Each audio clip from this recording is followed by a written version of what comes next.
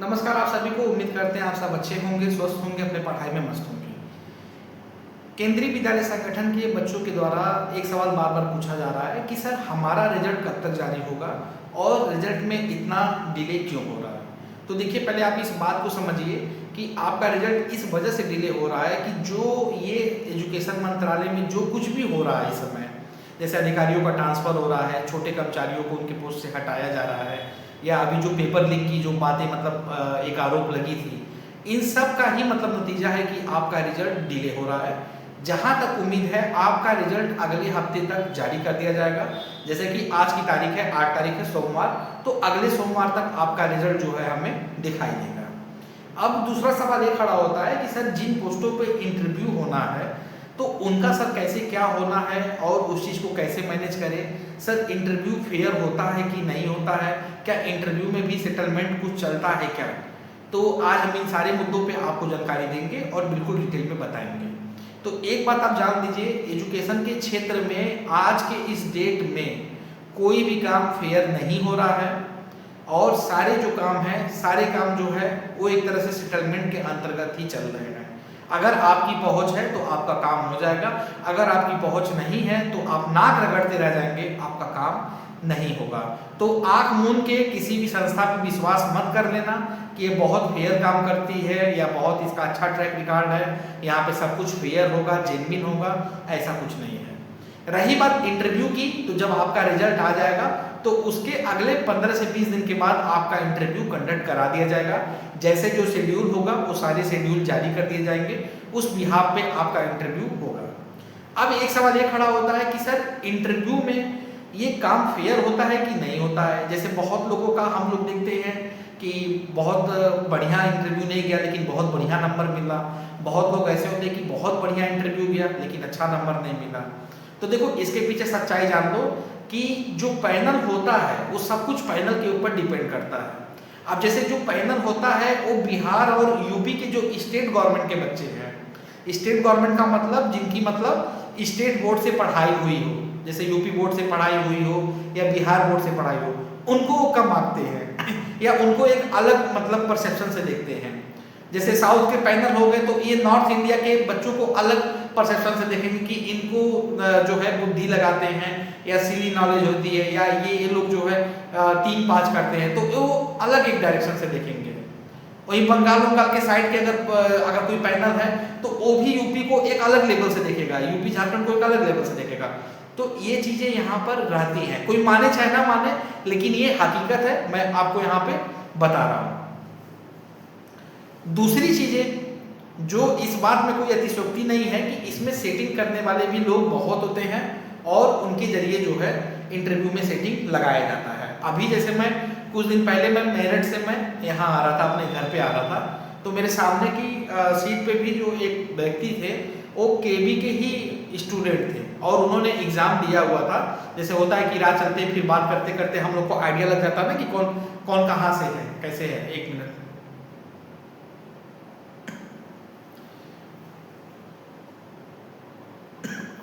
कौन कहाँ से है कैसे है।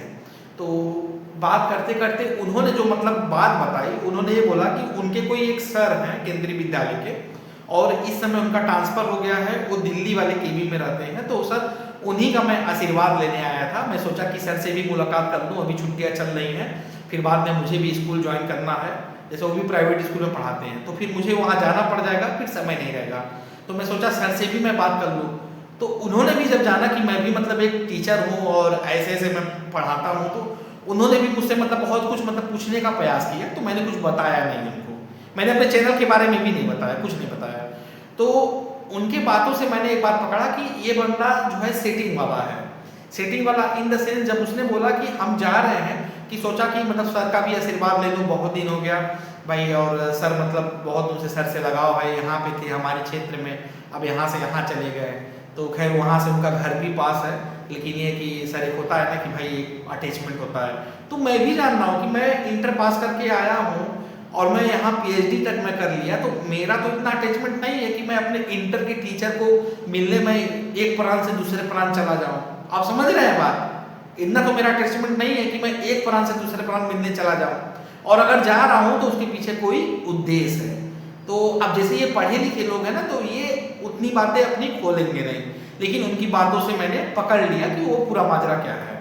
और ये सब चीज़ें जो है अभी से लग जाती हैं। जैसे आप लोग के बीच में भी वो बच्चे होंगे जो इन चीज़ों को कर रहे होंगे या करने का प्रयास कर रहे होंगे अपने अपने माध्यम से, क्योंकि माध्यम से ही लगता है और ये बात मालूम चल जाती है, रिजल्ट के बाद मालूम चल जाएगा कि कौन पैनल में जा रहा है, कौन नहीं जा रहा है, किसका पैनल बन रहा है, किसका नहीं बन रहा है। तो पैनल से पैनल का कांटेक्ट होता है। जैसे मान लो 10 पैनल बने टीचर के, तो उन 10 पैनल में 10 टीचर का भी अपना अपना कांटेक्ट होगा। तो उस कांटेक्ट के रेफरेंस के थ्रू पे ही ये काम होता है और सारा चीज गोपनीय रहता है। इनका जो पैसा वैसा भी होता है गोपनीय ही होता है।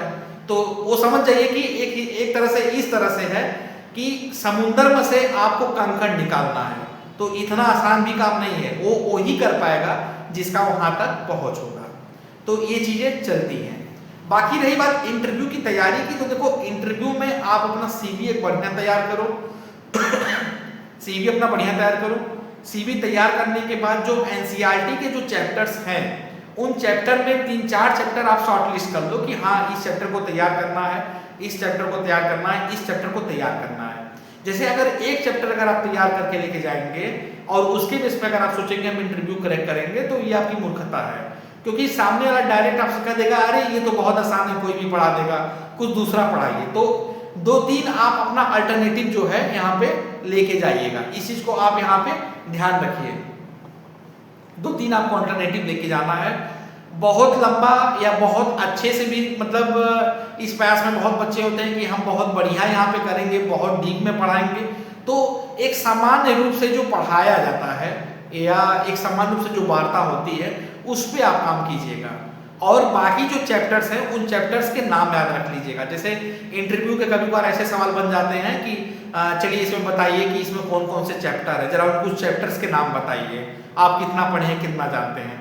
तो ये चीजें आप कर लीजिएगा। मतलब जो बेसिक पॉइंट है, जैसे कि चैप्टर्स के नाम, उसके बाद चैप्टर्स के नाम के बाद जो है जो आपके इंटरनली जो मेन टॉपिक्स हैं उनके, और उसके बाद जो टॉपिक आपको तैयार करके जाना है उसके, और बोर्ड पे पढ़ाने की तरीका में आपको ये सबसे पहले याद रखना है कि हमें डेट डालनी है पहले, उसके बाद उस चैप्टर का नाम लिखना है या उस टॉपिक का नाम लिखना है, फिर उसके बाद उसको स्टार्ट करना है। उस टॉपिक को सिलेक्ट करना है कि जिस टॉपिक में एक तरह से डायग्रामेटिक वे होगा, तो उस डायग्रामेटिक वे वाले टॉपिक में डायग्राम बनाएंगे और फिर उसके बाद वहां से बेसिक से हार्ड लेवल की तरफ पढ़ाना स्टार्ट करेंगे। समझ गए? तो इस तरीके से आपको काम करना है। बाकी इंटरव्यू के लिए आपको टाइम कम है, तो जो भी आपके अधूरे डॉक्यूमेंट्स हैं उनको आप जल्द से जल्द पूरे करवा लीजिए, सारे डॉक्यूमेंट सहेज लीजिए। जैसे ही आपको कॉल आएगी उसके बाद आपके पास हार्डली जो है 10 से 12 दिन का समय मिलेगा। तो उस 10 से 12 दिन के समय में जितना हो सके उतना आप अपना प्रैक्टिस कीजिए। हिंदी और इंग्लिश वाले बच्चे, जैसे होता है कि सर हम इंग्लिश नहीं बोलेंगे तो क्या मेरा डीमेरिट हो जाएगा, या हिंदी बोलेंगे तो क्या मेरा डीमेरिट हो जाएगा। तो आप एक बात समझिए कि हिंदी बोलने से भी डीमेरिट नहीं है, या केवल आप इंग्लिश बोल पा रहे हैं हिंदी नहीं बोल पा रहे हैं तो उसमें भी डीमेरिट नहीं है। भाषा कोई भी हो समझ में आनी चाहिए। अगर आप इंग्लिश में कंफर्टेबल नहीं है तो आप हिंदी में ही आप बात करने का प्रयास कीजिएगा। जैसे सामने वाला अगर इंग्लिश में ही पूछ रहा है तो एक दो चीज जैसे आप इंग्लिश में बता दिए कि टेल मी अबाउट योरसेल्फ, या और भी जो चीजें आपने बता दी, फिर बाद में ये लग रहा है कि आप सही नहीं बोल पा रहे हैं या फंस रहे हैं, तो आप हिंदी में आ जाइएगा, हिंदी में ही डिफेंस कीजिएगा, उसमें कोई दिक्कत नहीं है। हिंदी इंग्लिश की वजह से ये मत सोचिएगा कि आपका इंटरव्यू में नंबर कट जाएगा या आपको कोई कम दे देगा, ऐसा कुछ नहीं है। तो ये इतना चीज आप ध्यान रखिएगा। बाकी जो चीज पढ़ाइएगा टू दी पॉइंट पढ़ाइएगा, बहुत ज्यादा इधर उधर से मैटर लाने का प्रयास मत कीजिएगा। जैसे होता है ना कि बहुत लोग एनसीईआरटी का चैप्टर देखते तो हैं, एनसीईआरटी के थ्रू न पढ़ा के वो क्या करते हैं कि और उसमें डीप में जाने लगते हैं या और एक्स्ट्रा मटेरियल को साथ में समेटने लगते हैं। तो उससे टीचर बोर होगा वहां पे, जब बोर होगा तो उसका वहां पे इम्पैक्ट आपके खिलाफ बेकार जाएगा। तो इन चीजों को ध्यान रख लीजिएगा। इंटरव्यू इसलिए भी इंपॉर्टेंट है कि इंटरव्यू का जो नंबर होता है मोटा नंबर होता है। अगर इसमें अगर आपको 20 नंबर भी कोई कम दे दे तो डायरेक्ट आपका कई नंबर का या कई समझ जाइए कि पॉइंट का आपका नुकसान हो जाएगा। तो इस चीज को आप यहाँ माइंड मेकअप करके जाइएगा कि इंटरव्यू हम देने जा रहे हैं तो इंटरव्यू में हमको बढ़िया से बढ़िया करना है और अपने तरफ से 3 या 4 चैप्टर हमको अच्छे से अच्छे तैयार करके जाना है।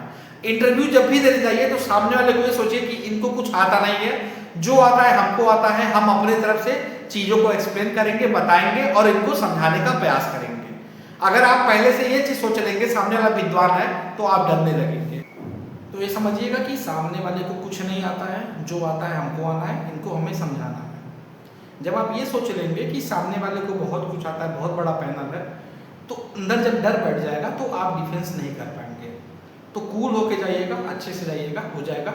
बाकी मेरी एक वीडियो आएगी कि इंटरव्यू में नंबर कैसे दिया जाता है, इसका गुणांक कैसे बनता है, वो आपको डिटेल में बताएंगे। तो अगर चैनल पे नए हैं तो चैनल को लाइक और सब्सक्राइब कर लीजिए। आज के लिए इतना ही। बाकी अगर आप कुछ पूछना चाहते हैं तो आप सभी का कमेंट बॉक्स में स्वागत है। बहुत बहुत धन्यवाद।